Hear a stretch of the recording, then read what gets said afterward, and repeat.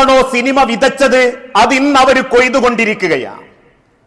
കാരണം കള്ളും കഞ്ചാവും അവിഹിതങ്ങളും സ്വവർഗരതിയും പട്ടിൽ പൊതിഞ്ഞു ഈ സമൂഹത്തിന്റെ മുൻപിൽ അവതരിപ്പിക്കുമ്പോ ഇതിലും വലുതൊന്നും സിനിമാ രംഗത്ത് നിന്നും നമ്മൾക്ക് കേൾക്കാനില്ല.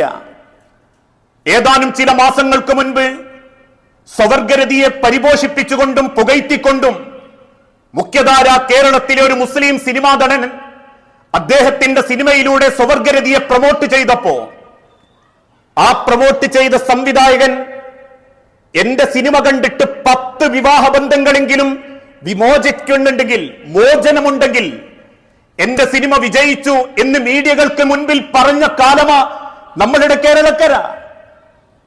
ആ സിനിമ സംവിധാനം ചെയ്ത സംവിധായകനെ കേരളത്തിലെ കോഴിക്കോട് ജില്ലക്കടുത്തുള്ള ഒരു മുസ്ലിം മാനേജ്മെന്റിന്റെ സ്ഥാപനത്തിൽ ക്ഷണിച്ചിട്ട് വരണ്ട എന്ന്